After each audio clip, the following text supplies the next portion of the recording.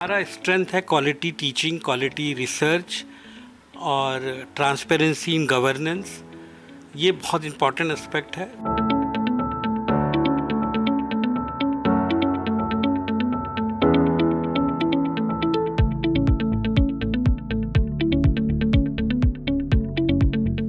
आदाब, मैं हूँ आपके साथ अमीना माजिद। इस वक्त मैं मौजूद हूँ दिल्ली की जामिया हमदर्द यूनिवर्सिटी में, जहाँ पे 7 अप्रैल से लेकर 10 अप्रैल तक कल्चर कारवा नाम से एक फेस्ट हो रहा है। और इस वक्त मेरे साथ मौजूद हैं जामिया हमदर्द यूनिवर्सिटी के वाइस चांसलर प्रोफेसर डॉक्टर अफशार आलम, जिनसे हम जानेंगे जामिया हमदर्द से जुड़ी कुछ अहम बातें। बहुत बहुत शुक्रिया सर वक्त देने के लिए। शुक्रिया बहुत बहुत जी। सर, मैं सबसे पहले आपसे जानना चाहूँगी, जो कल्चरल कारवा फेस्ट है ये किस बारे में है और क्या सोच रही है इसके पीछे? देखिए, जामिया हमदर्द में हर साल हम लोग लिटरेरी, कल्चरल और स्पोर्ट्स वीक करते हैं। जैसे आपको पता है कि जामिया हमदर्द एक टॉप 50 रैंकिंग की यूनिवर्सिटी है। यहाँ टीचिंग रिसर्च बहुत अच्छे तरह होती है, लेकिन उसके साथ साथ हम ओवरऑल डेवलपमेंट करने के लिए स्टूडेंट को sports, cultural and literary festival भी मनाते हैं। तो क्योंकि रमज़ान था तो हम लोगों ने स्पोर्ट्स वीक पहले ही कंप्लीट कर लिया, जिसका प्राइज़ डिस्ट्रीब्यूशन हम 10th को ही करेंगे।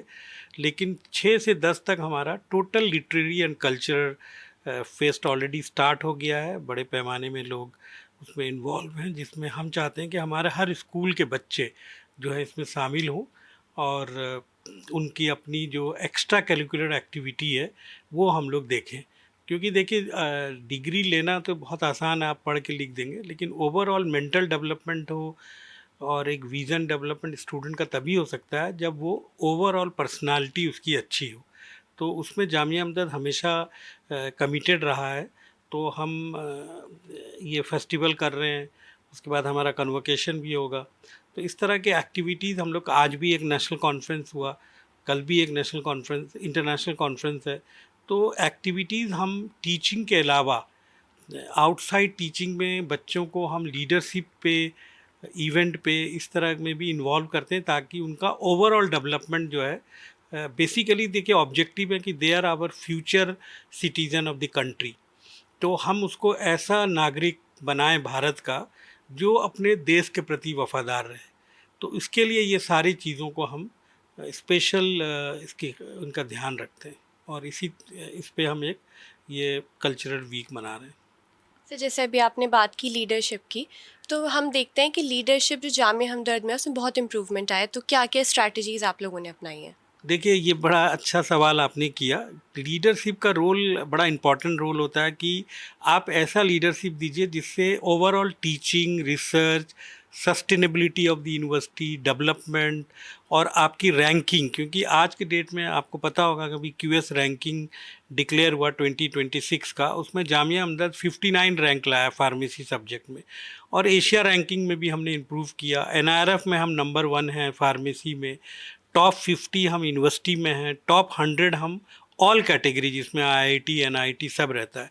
यानी कि हम कई सेंट्रल यूनिवर्सिटीज़ से भी आज रैंकिंग में आगे हैं। तो देखिए, लीडरशिप में सबसे बड़ा चीज़ है कि हमने जो जामिया हमदर्द की रेगुलेशन है, जो यूजीसी रेगुलेशन से हम लोग चलते हैं, उसको हम लोगों ने इन टोटो अडॉप्ट किया। गवर्नेंस में ट्रांसपेरेंसी लाया, आपको कोई भी इंफॉर्मेशन चाहिए वेबसाइट में अवेलेबल है। और जो भारत सरकार के कानून और नियम है उसको हमने ईमानदारी से इन टोटो अप्लाई किया है, जिसके वजह से हमारे ओवरऑल प्रोडक्टिविटी बढ़ा है। लीडरशिप में जो पहले कई मैटर्स रहे हैं पास्ट के, उसको हम लोगों ने सारा चेंज कर दिया है।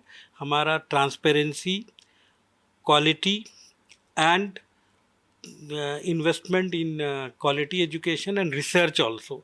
रिसर्च में भी हमने इम्प्रूव किया है। सबसे ज़्यादा आज के डेट में डीएसटी फिस्ट फंडिंग हमें मिली हुई है।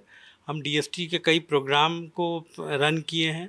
उसके अलावा एएनआरएफ, आईसीएमआर में हमारे बहुत सारे प्रोजेक्ट हैं।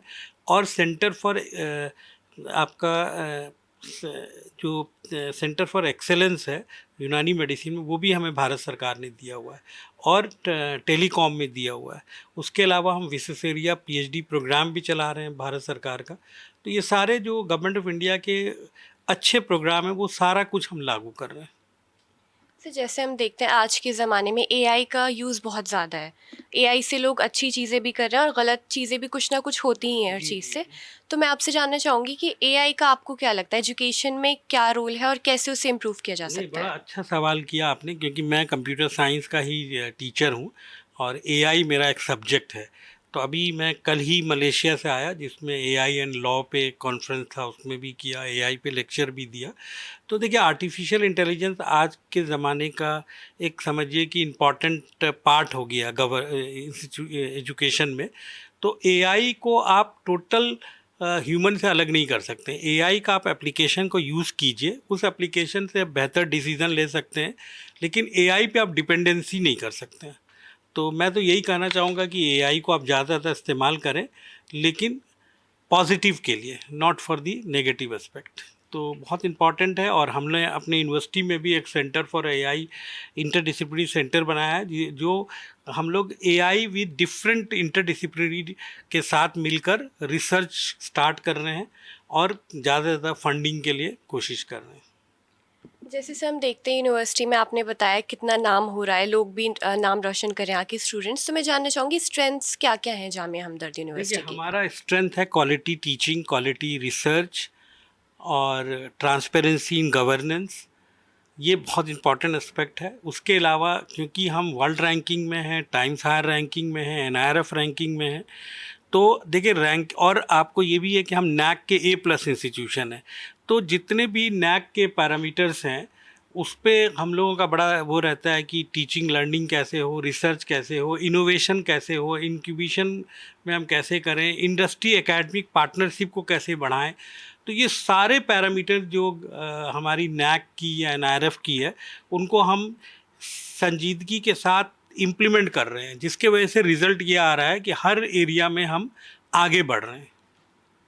तो जैसे हम देखते हैं इन कुछ ईयर्स में ऐसे क्या-क्या काम हुए हैं जिससे यूनिवर्सिटी और बेहतर हुई है या कि स्टूडेंट्स की परफॉर्मेंस की अगर बात करें तो? देखिए, जामिया हमदर्द प्राइमरी, पहले आपको पता है कि फार्मेसी, साइंस और मैनेजमेंट और कंप्यूटर साइंस की फैकल्टी थी। यूनानी मेडिसिन ऑफ कोर्स हमारा एक पुराना प्रोग्राम है, नर्सिंग है। उसके अलावा हमने लॉ इंट्रोड्यूस किया, लॉ में एक हमारा बार काउंसिल से अप्रूव प्रोग्राम है। उसके अलावा हम लोगों ने कई ऐसे स्पेशलाइज्ड प्रोग्राम किए जो बहुत पॉपुलर हो गए, जैसे कि फूड टेक्नोलॉजी में हमने न्यूट्रिशन का प्रोग्राम स्टार्ट किया, बैचलर मास्टर्स। फिर हम इस बार नेचुरल साइंस में फ़िज़िक्स, मैथ, कंप्यूटेशनल मैथमेटिक्स, उसके अलावा ह्यूमैनिटीज़ में हम ऐसे प्रोग्राम को लॉन्च कर रहे हैं जो बच्चे आर्ट्स के हैं वो, और ऐसे प्रोग्राम को कर रहे हैं जिससे उनको जॉब इजीली मिल जाए, जैसे कि इंटरनेशनल रिलेशन है, पब्लिक पॉलिसी है, फेडरल स्टडीज़ है, इस्लामिक स्टडीज़ है। और उसके साथ साथ हम लोगों ने यूजीसी से सारे ऑनलाइन प्रोग्राम का अप्रूवल लिया है। आज हमारे यहाँ ऑनलाइन में लगभग 2-2,500 स्टूडेंट रजिस्टर्ड हैं, जो MBA, MCA, MA program, BCA, BBA program, ये सारे प्रोग्राम जो है वो हम चला रहे हैं। और जितने प्रोग्राम हैं हम सबके स्टैचुटरी अप्रूवल्स टाइम से लेते हैं। सारे अप्रूवल्स को मैं खुद मॉनिटर करता हूँ, जिसके वजह से बच्चों के साथ कोई वो नहीं रहता है कि आपके प्रोग्राम है जो अप्रूव नहीं है। तो हमारे वो सारे प्रोग्राम हम लॉन्च कर रहे हैं जो कैरियर ओरिएंटेड प्रोग्राम है, इंडस्ट्री एकेडमिक पार्टनरशिप है, कि यहाँ से पास करने के बाद आपको जॉब एम्प्लॉयबिलिटी पे हमारा विशेष ध्यान है।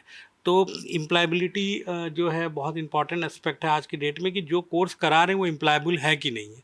तो जामिया हमदर्द वही प्रोग्राम कराती है। अगर आप डिफरेंट यूनिवर्सिटीज़ को उसको कंपेयर करते हैं, तो हमारे फाउंडर ने उन प्रोग्राम को लॉन्च किया उस ज़माने में भी 80s में, और हम लोग उसको और आगे बढ़ा रहे हैं, जो आपका इंडस्ट्री ओरिएंटेड और जॉब ओरिएंटेड प्रोग्राम है। तो उस पे होने की वजह से आज जो भी बच्चे यहाँ से पास आउट कर रहे हैं वो प्लेस हो जाते हैं इंडस्ट्री में। तो ये एक बहुत बड़ा फैक्टर है, क्योंकि आपने देखा होगा कि एम्प्लॉयबिलिटी एक बहुत इंपॉर्टेंट एस्पेक्ट है इंडिया के लिए भी, कि बच्चे जो पढ़ रहे हैं उनको जॉब मिलना चाहिए।